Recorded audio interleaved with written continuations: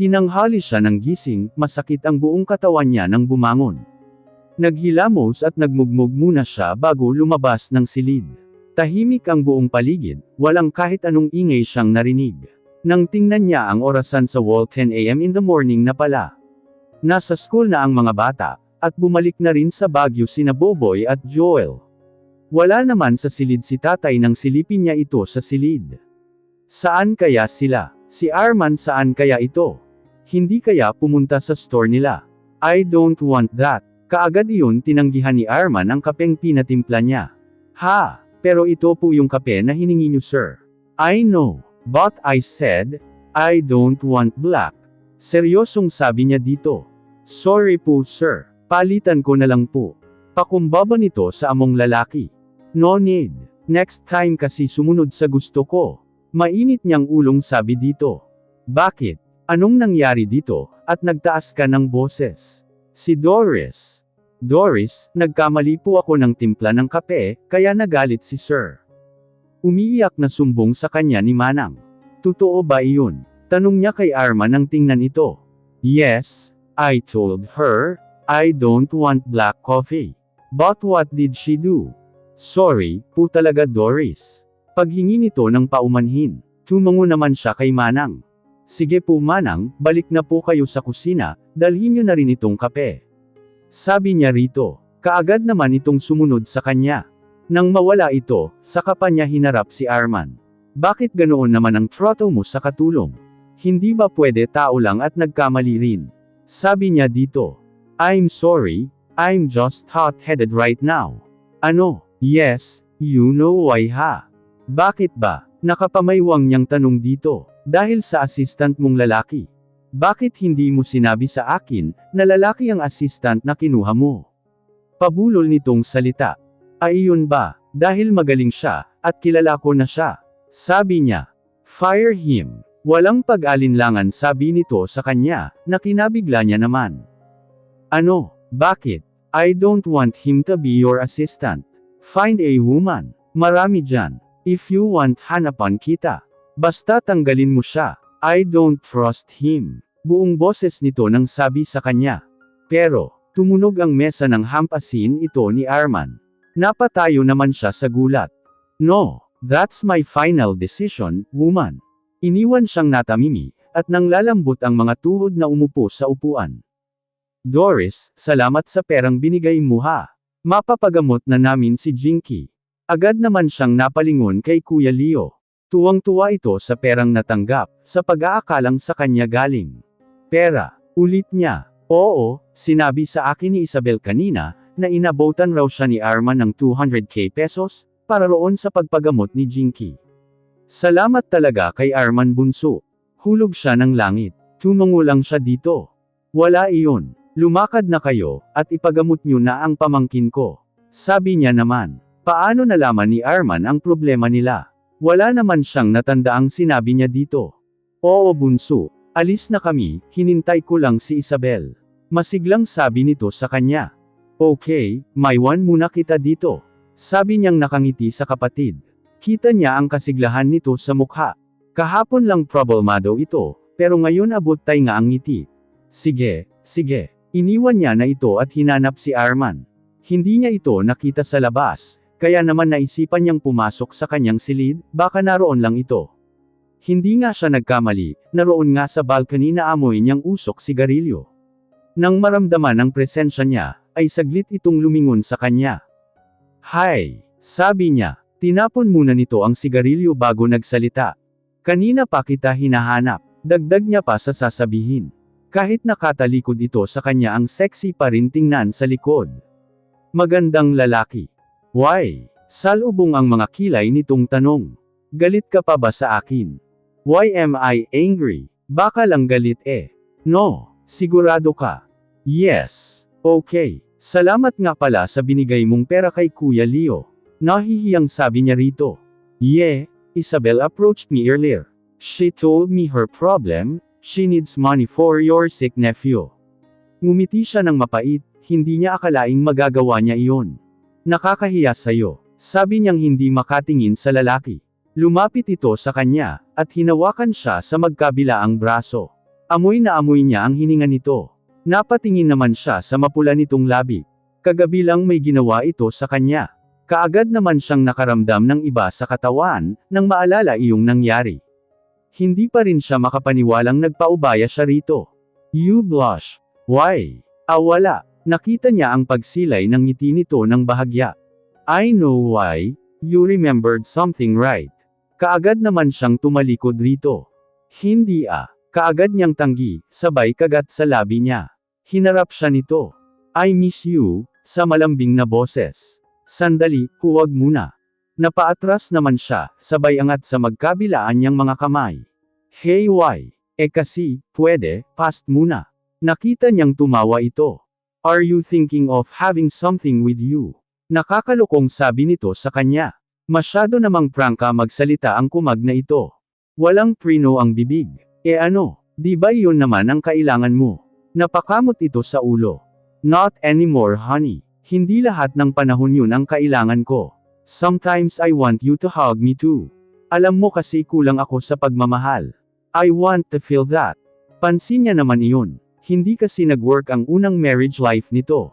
Ganun ba? Sana sinabi mo agad sa akin. Kasi masakit pa Kita niyang pagngiti nito.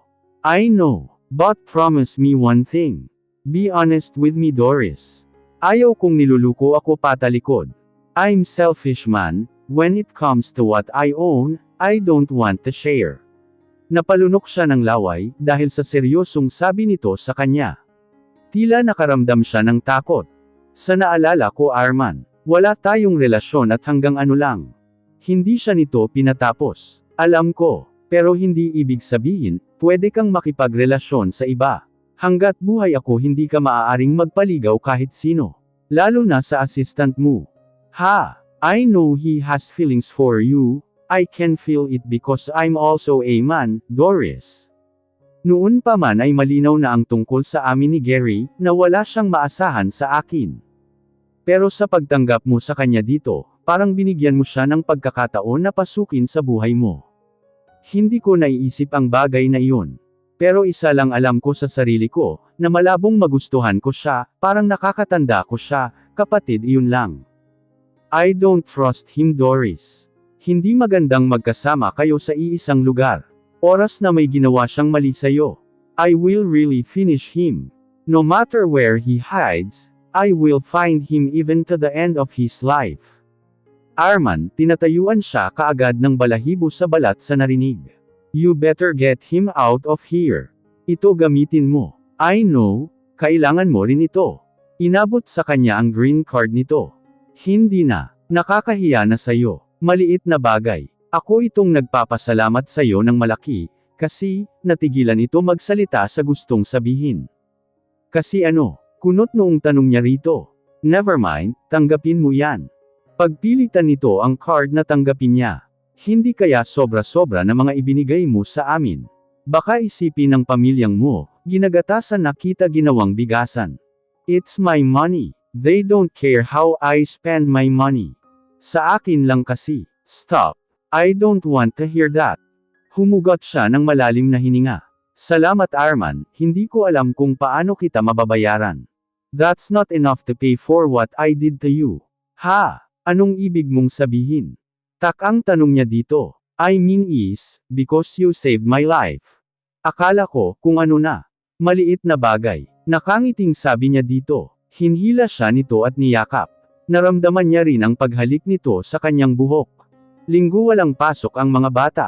Gaya ng nakasanayan, day off rin lahat ng katulong. Dahil weekend at walang gagawin, namasyal sila sa beach, kung saan makakalanghap sila ng sariwang hangin, at makapag-relax na rin. Ano ba Zek? Akin ito Akin nga ito. Binigay ito sa akin ni Daddy. Hindi. Akin ito. Nag-aagawan ng laruan ang dalawang bubowet. Hey kids, why are you two fighting?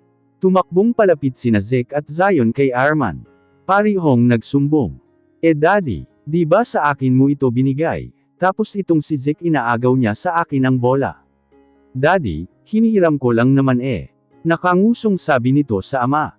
Kids, there is no need to fight that. It's okay for you two to play ball. Mahinahon nitong sabi sa dalawang batang nagtatalo sa bola. Ayaw kong kalaro si Zion. Madaya po siya eh. Mas lalo ako ayaw kitang kalaro. Nakangusong sabi nito sa kapatid. Children, I don't want you two to fight. You should nagbibigayan and love each other. Magkapatid kayo, dapat alam nyo yan. You should not hate each other. Madamat iyan si Zeke. Hindi niya ako pinapahiram ng laruan niya, tapos iyong kaibigan niya pinapahiram ng laruan pero ako hindi. May tampo sa boses nito sa kapatid. Alin ba sa mga laruan ni Zeke, hindi niya pinahiram sa yuha? Malumanay at seryoso namang tanong ni Arman sa bata. I think you are just the same toy. Dagdag niya pa sa sasabihin dito. No daddy, may bago siyang laruan na wala ako. Bigay ng friend niya. Gusto ko yun pero ayaw niya pahiram sa akin. Zeke, baling niya dito. Pahihiraman ko naman siya eh. Kaya lang ang kulit niya po daddy, inaagaw niya po sa akin, kahit alam niyang naglalaro pa ako. Zion, that's bad. You must inform before taking something that is not yours. Napakamot ito sa ulo. Okay po, hindi na maulit. Sorry Zeke, papaalam ko na sayo.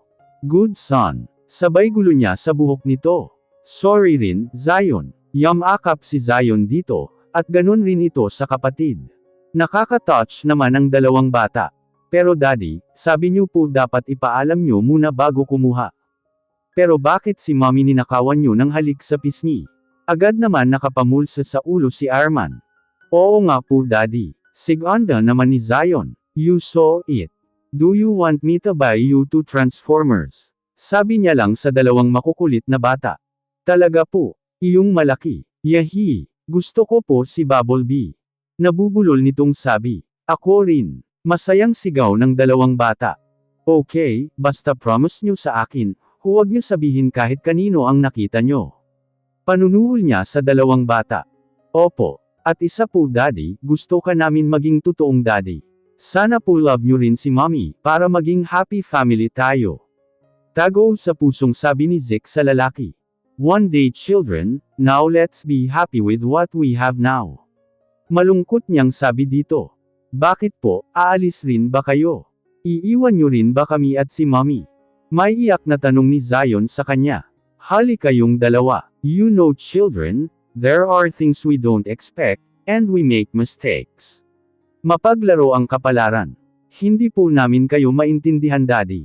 Ibig ko lang sabihin, alagaan niyo ang mommy niyo kapag wala ako.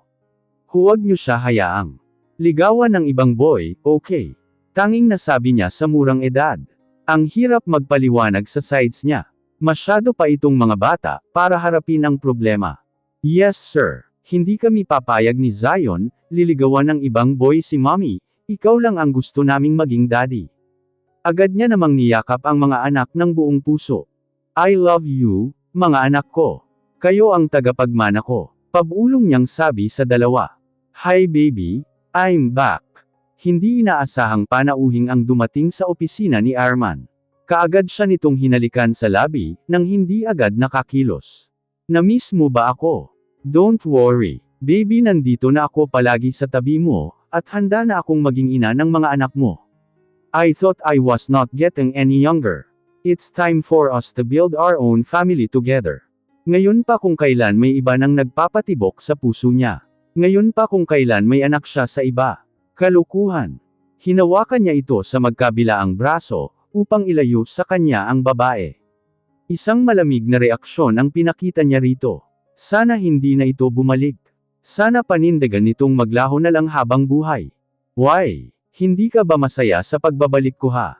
No Violet, no. Galit niyang boses. Akala ko ba mahal mo ako, at maghihintay ka sa akin kung kailan ako handa.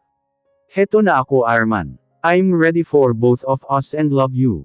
Kung noon pa sana nito ginawa, nang hindi niya pa nakilala ang mga anak matuwa pa siguro siya pero it's too late. Ayaw niyang sakta ng mga bata, nang dahil lang sa pagdating ni Violet. Why now? Have you forgotten what you did to me 7 years ago ha? Sa mataas na tanong sabi niya dito. So what? That was a long time ago. It's just a girl Arman, who is worthless. Naikuyom ni Arman ang sariling mga kamao sa nadinig. Gusto niya itong suntukin kung lalaki lang ito. Pero hindi.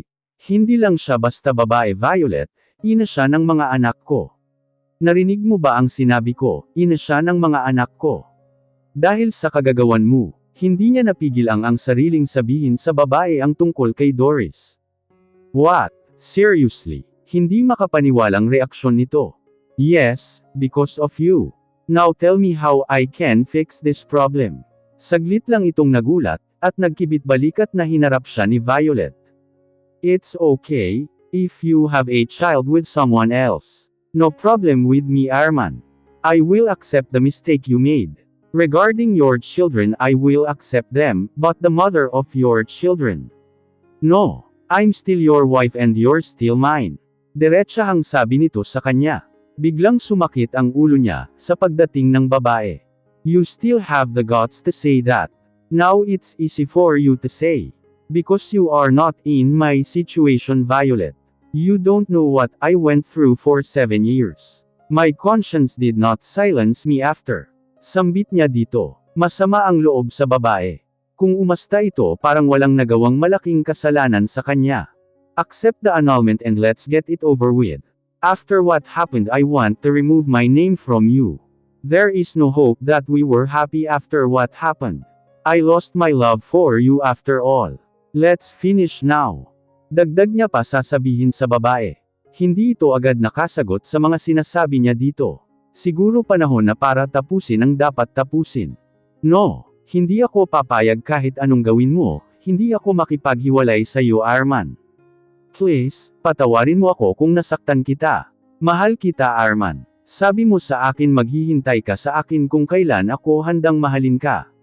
Heto na ako ngayon Arman, handa na kitang mahalin. Please, bumalik ka sa akin. Nakita niya ang pagluha nito, at nakikiusap sa kanya. Pero wala na siyang awa kahit kunti, para lang balikan ito. Bumantong hininga si Arman. Noon iyon pero hindi na ngayon. Lahat naman ng tao nagbabago, matapos magising sa katotohanan, at matuto sa pagkakamali. Na-realize niyang hindi na tama, kailangan niyang magising sa kahibangan, at pagkabaliw sa babae. Walang ginawa ang paglaruan siya. I'm sorry, but I've made up my mind, Violet. I thought that you are not the girl I want to be with. I'm happy to see you today, because I want to end our relationship with each other. Continue the life you have abroad. Because I will start my new life here without you. Sabi niya. Tinalikuran niya ito, matapos humugot ng malalim na hininga. Akala niya noon si Violet na ang buhay niya, at maging maligaya siya, kapag ito ay napangasawa niya. But this is just a nightmare in his life. Nightmare to make him realize the truth. No, you might think I just returned to nothing. No Arman, I went back to get everything that girl took from me You are only mine Arman. You are mine. I will do anything just love me and not that girl. Galit na sabi ni Violet sa lalaki.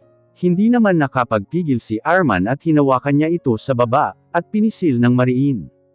Tumunog ang mga ngipin niya sa galit sa babae.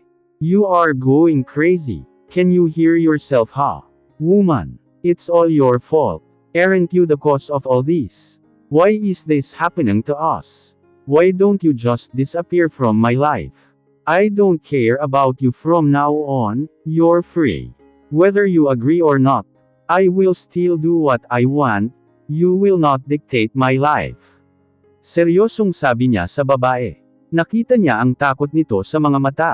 Nasasaktan ako. Nasasaktang sabi nito. I'm sorry, okay. Ngayon ko lang na-realize na mahal pala kita. Please, tanggapin mo ako ulit, at magsimula ulit ng bagong memories. Pangungulit ng babae. Napasubsob ito sa semento, matapos bitiwan at tinulak ng malakas. Shut up. I told you that you have nothing to return to. Get out of my presence, and I might not be able to stop myself from hurting you. At huwag mong subukang pakialaman ang buhay ko. Hindi mo magugustuhan ang gagawin ko sa'yo. Violet, remember your family is facing a crisis now. Pananakot niya sa babae. Hindi niya alam kung ano ang tumatakbo sa utak nito. I hate you. Huwag mo akong takutin dahil alam naman natin na wala na akong pakialam sa kanila, simula nang bilhin mo ako sa kanila. Galit ako sa kanila at sayo.